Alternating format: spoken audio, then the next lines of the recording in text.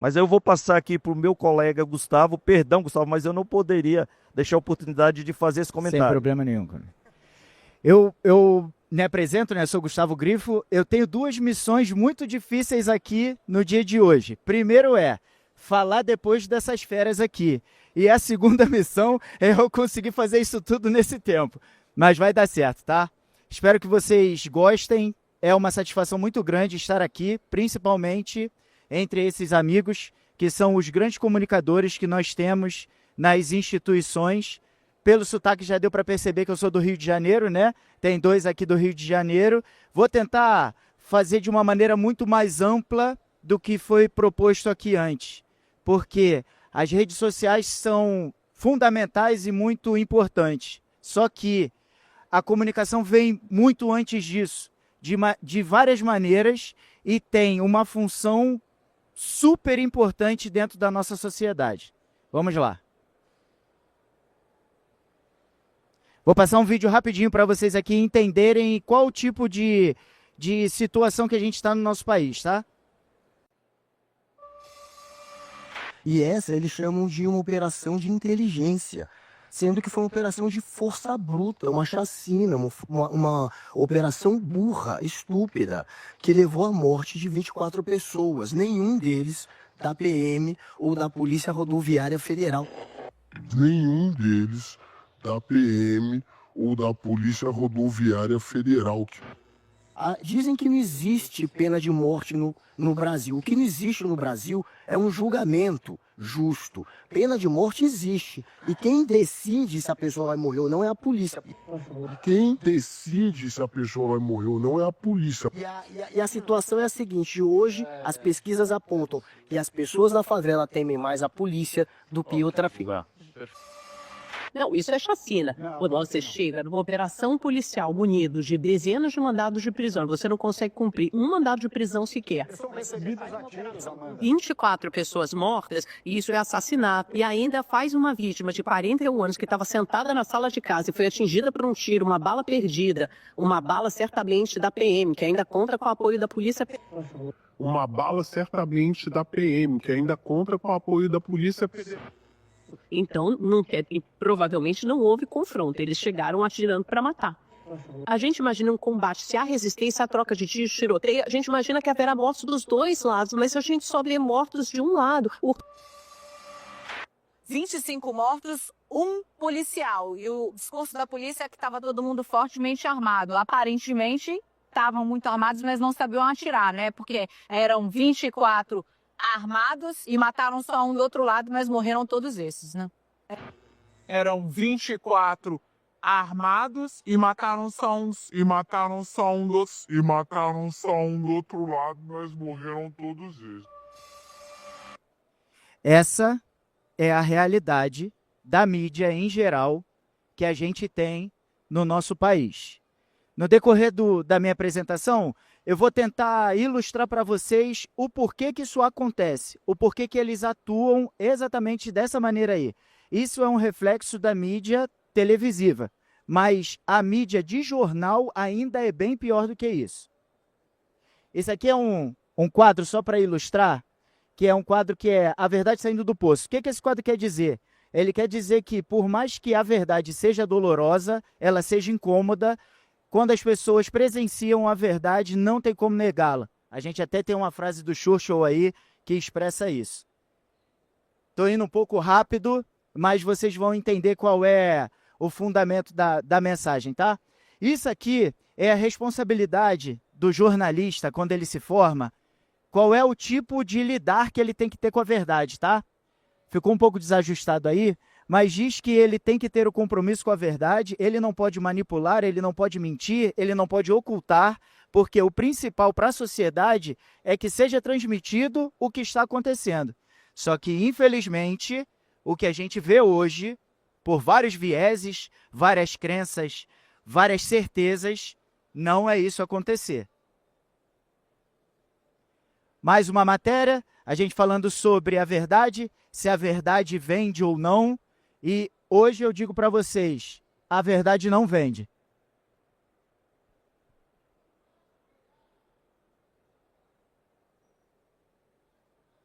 a repórter fala que, infelizmente, nós vamos falar de notícia boa. Existe uma síndrome psicológica em que quem está assistindo uma notícia, quem tem acesso à informação, o negativo vende muito mais e afeta muito mais. Porque você, com a notícia negativa, você sempre tem a esperança de melhora. Então, a tendência é que você consuma cada vez mais aquele veículo. E isso é usado diretamente para denegrir a imagem da polícia. Vejam essa matéria. Polícia mata 4 pessoas e prende uma após perseguição na Baixada Fluminense. A mensagem é: polícia mata. A mesma mensagem que foi tentada na entrevista com o secretário Derrite. E ele, de maneira cirúrgica, impediu que o jornalista continuasse com aquela narrativa. É isso que eles vendem o tempo todo. E eles vendendo isso para a massa, para quem consome, isso é incutido no inconsciente coletivo e as pessoas sempre vão ter a impressão que o policial mata, o policial é truculento, o policial é sem limite. Só que nós sabemos que isso não é verdade da sociedade. Eles falaram que mata e, principalmente, tenta descredibilizar o que a instituição transmite para os veículos de comunicação. Vocês veem que eles usam palavras, eufemismos e hipérboles que vão tentar, de alguma maneira, mudar aquele discurso. Ó, segundo informações oficiais, quando nós estamos em uma roda de amigos e a gente escuta a palavra, ó, segundo fulano, a tendência que você tem é o quê? Não dá muito crédito porque pode não ser verdade. E é justamente isso que eles usam. Na segunda parte, ó, após suposto confronto. Isso quer dizer o quê? Não foi um confronto. Talvez tenha sido confronto. Isso foi o que a polícia disse. Mas será que foi um confronto mesmo? É isso que a gente vai ver. Aguentem as imagens, mas é um vídeo bom. Pode soltar? Porra, trabalho lindo aqui. Porra, cegamos, caralho. Porra. Toma aí, ó. Puta. Porra.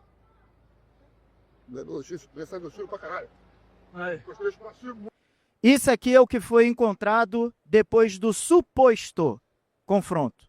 Suposto confronto. É o que a mídia vende da atuação policial. Pistolas, fuzis, mas mesmo assim eles tentam incutir na cabeça da coletividade da sociedade que o mal é o policial e o bom, o que não teve oportunidade, é o criminoso.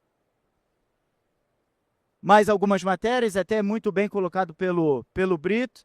Isso aqui foram as ocorrências que aconteceram no Rio de Janeiro, numa comunidade chamada Jacarezinho. E você vê que a matéria vem, governo do Rio chama vítimas. Vítimas. Mortos na chacina. Isso pode até parecer passar batido enquanto a gente está lendo um jornal, só que o nosso inconsciente vai tomando essas informações como verdade. E a partir daí, para você conseguir mudar isso na mente da sociedade inteira, é algo difícil e quase impossível. Mais informações, ó, que já se sabe sobre o massacre. PM atira e mata suspeito de tentativa de roubo. Quando você vai continuar lendo a matéria, mas o que mais chama a atenção é a cabeça da matéria, você já está dizendo ali que o policial chegou e matou. Quando você lê essa frase, você pensa que o policial chegou indiscriminadamente, foi lá e matou a pessoa. Matou um suspeito. No decorrer da matéria também temos isso. Só que mais à frente, a gente vê que o suspeito, de 22 anos, estava armado com um revólver. O policial reagiu. Ele reagiu, mas não é o que é vendido pela matéria. A matéria continua com suspeito. O PM de folga. Isso quer dizer o quê? Que o policial militar, quando ele estiver de folga, ele não pode mais atuar? É isso que a mídia quer dizer? É isso que a mídia quer vender para a sociedade? Justamente para quando o policial de folga tiver uma atuação, ele vai ser julgado pela sociedade muito antes de ser julgado, possivelmente, pelo judiciário. Isso é para a gente pensar do que acontece hoje no Brasil. Uma operação aqui de São Paulo, ó. Operação na Baixada Santista tem indícios, e eles usam novamente a palavra chacina. Tá, Gustavo, você está mostrando milhões de matérias, mas o que você quer dizer com isso? O que eu quero dizer com isso é isso aí, ó. Cultura do imaginário. Eles falaram aqui, antes de mim, brilhantemente, e é isso que é vendido para a gente dioturnamente. E nós não nos damos conta disso que está acontecendo.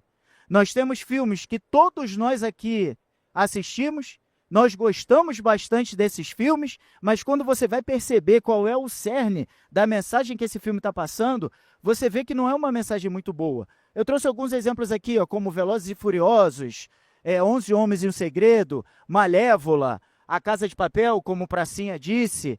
Isso, aos poucos, vai tentando tornar com que o crime vá para uma zona cinzenta em que você não consiga diferenciar quem é bom e quem é ruim. Porque, afinal de contas, o mal não é tão mal assim. E nem o bom é tão bom assim. Então, quando você coloca todas essas pessoas e situações dentro do mesmo pacote, nós aqui, que aí eu julgo que temos um conhecimento acima da média da sociedade para com a segurança, já ficamos balançados. Vocês imaginem a sociedade que tem conhecimento nenhum da segurança. E isso não é só para adulto. Nós temos esse desenho aqui, ó, que é passado na Prime, em que a personagem principal é, incrivelmente, a filha de Lúcifer. E ela toca um hotel de uma maneira brilhante. Não é religiosidade isso que eu estou falando. Isso aqui que eu estou falando é você distorcer o que é o mal e trazer o mal, humanizá-lo cada vez mais para que ele fique cada vez mais próximo da sociedade. E aí eu vou explicar o que seria a cultura, né? A cultura é a junção de linguagens, símbolos e costumes. O crime sabe usar isso de uma maneira sublime. E eu vou mostrar para vocês. Prestem atenção. Ó, isso é o que acontece no Rio de Janeiro. Prestem atenção nisso aqui. Esse aqui todo mundo sabe quem é, né? Oruan. A característica das duas fotos. Jovens, adultos, de cabelo vermelho. Tá, Gustavo, o que isso importa? Eles estão de cabelo vermelho. Isso é uma visualização e uma identificação de uma facção no Rio de Janeiro. Você pensa assim, ó, simples já, nada a ver, só um cabelo pintado. Não, não é. Eu estou tentando transmitir para a sociedade que a minha cultura, a cultura do crime, e a gente cunha o nome da narcocultura, tem força. E a força é tão grande que o representante é chamado para fazer poses, fotos e dar entrevistas em revistas que são conceituadas pelo mundo. É isso que a gente está vivendo hoje. Isso é extremamente preocupante.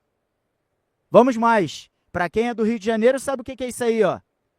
Cabelo de abacaxi. Gustavo, isso quer dizer que todo adolescente jovem que tem esse tipo de tintura no cabelo, ele faz parte do crime? Não, não quer dizer isso. Mas quer dizer que todo adolescente jovem que faz parte do crime vai se identificar com esse tipo de tintura? Quer.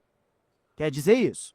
Eles criam nichos dentro da sociedade para ter uma identificação visual. Até mesmo, como acontece aqui, o policial só de olhar conhece o outro policial, com eles acontece a mesma coisa. Características de São Paulo. Óculos Juliette, tipo de vestimenta. Corte na sobrancelha. Gustavo, isso não quer dizer nada. É um corte na sobrancelha, isso é moda. Não, não é. Isso é identificação de facção criminosa. Cada facção tem um tipo de corte na sobrancelha, assim como um tipo de corte de cabelo, um tipo de postura na rua, um tipo de vestimenta. E olhem o porquê, o que acontece quando isso é empregado na sociedade. Preste atenção nessa matéria. Coroinha foi morto em Fortaleza após criminosos associarem marca na sobrancelha à facção, conclui MP. O menino, pela moda, pelo que ele vê, justamente nas redes sociais, ele queria parecer com um influencer que ele via e ele fez o corte na sobrancelha. Só que, infelizmente, ele foi em algum lugar que aquele corte na sobrancelha significava que ele era de uma facção rival. Morreu. Isso é a narcocultura. Símbolo da Adidas vira sinal de alerta na cidade brasileira. Símbolos de 3 listras da Adidas têm se tornado motivo para preocupação. Por quê? Se eu uso a marca Adidas e tem 3 listras, eu faço parte de uma facção e não da outra. Isso é o que está sendo colocado na mente da nossa sociedade sem que a gente perceba. E aqui vem as posturas do crime, né? Muita gente conhece isso. Lixo na mão, lixo no chão, tiro na mão. Área reservada, proibido jogar lixo, ordem. Comando vermelho. Lixo no chão, tiro na mão. Eles estão criando um mote em que eles conseguem, com aquelas 3 vertentes, né, linguagem, costumes e símbolos, criar uma sociedade dentro da nossa sociedade. Tá, Gustavo, você só está trazendo coisa ruim, e é mais coisa ruim. Isso aqui é uma criança. Esse menino aqui não deve ter 10 anos. E ele, dentro da favela, ele vai brincar de polícia e ladrão? Vocês acham que qual personagem ele vai querer ser? Esse aqui é o exemplo do que a gente está vivendo hoje. Eles brincam de polícia e ladrão e a grande vontade deles é ser o ladrão. Porque nós estamos perdendo na guerra cultural e na guerra informacional de lavada. Eles nunca vão conseguir ganhar a gente na guerra bélica e belicista, nunca. Porque a força vem do Estado. Agora, na guerra cultural, eles estão ganhando e muito. Assim como aconteceu com gregos e romanos. Todo mundo lembra da Turma da Mônica, né? Olha a nova Turma da Mônica, como é que é. Quais são as características que vocês entendem aqui, ó? Olhem isso. Isso é a nova Turma da Mônica. Isso aqui eu vou falar bem superficialmente, afinal de contas o tempo já até estourou. Isso aqui é uma teoria chamada Janela de Overton, onde eu jogo para a sociedade um tema que é atroz. Ninguém aceita. Só que eu faço com que a sociedade discuta sobre aquele tema. E a partir daquele momento que a sociedade começa a discutir, eu vou mudando aquele tema até o local onde eu quero que ele seja aceitável. Então eu coloco algo muito absurdo, mas na verdade eu quero que todos saibam aquele pouquinho ali. Então se eu proponho para você algo absurdo e você não aceita, eu consigo falar para você, ó, já que você não aceitou esse aqui, então vamos tentar fazer desse jeito aqui. E é isso aí que é a janela de Overton. Fazem isso com armas, fazem isso com drogas, fazem isso com diversos temas aqui, se eu for citar, são inúmeros, tá? Eles tentam moldar a sociedade de acordo com a crença que eles têm. E aqui são alguns exemplos do que é colocado no dia a dia. Nós temos essas fotos que mostram para a sociedade quanto o policial é o ruim e não o criminoso. São alguns livros que, se os senhores tiverem interesse, falam sobre o tema e, principalmente, não são escritos exclusivamente por pessoas que pensam como a gente. Na verdade, são escritos por pessoas que não pensam, só que para a gente saber como lidar, nós temos que entender o inimigo. Esses dois aqui, na minha opinião, são os principais. Opinião pública do Walter Lippmann e Acredite, Estou Mentindo. O Acredite, Estou Mentindo vai exatamente no ponto em que os 3 palestrantes falaram aqui antes. Como a mídia é manipulada e com intenção. Tá, Gustavo? Por que eles fazem isso? É um ponto em específico, tá? Maior de todos. Tem vários outros, mas um em específico maior de todos. se eu tenho uma sociedade em que ela é dividida social, público, massa e força policial, a chance de eu conseguir dominar essa sociedade é gigante. A partir do momento que eu tenho a população coesa, fechada, com a força policial, é praticamente impossível que eu consiga dominar essa sociedade. Então nós precisamos, e não só aqui dentro desse ambiente em que quase todos pensam igual a gente, nós precisamos externar isso para fora do nosso convívio, mostrar quanto é valoroso a atuação policial e como é importante mostrar para a sociedade as coisas boas que os policiais fazem e não só os fatos isolados ruins. Vou terminar com essa frase. Foi bem corrido, mas espero que vocês tenham entendido a mensagem. Essa frase é uma frase de Dom Pedro II que diz o seguinte: a imprensa se combate com imprensa. Enquanto não entendermos isso, nós vamos continuar perdendo na guerra informacional. Nós estamos perdendo. Existem iniciativas como a do Pracinha, como do Coronel Loyola, como do Brito, que dão um suspiro para a gente, mas enquanto não entendermos isso aí, a gente vai continuar perdendo. Então, agradeço a todos vocês. Muito obrigado. Muito obrigado, Gustavo.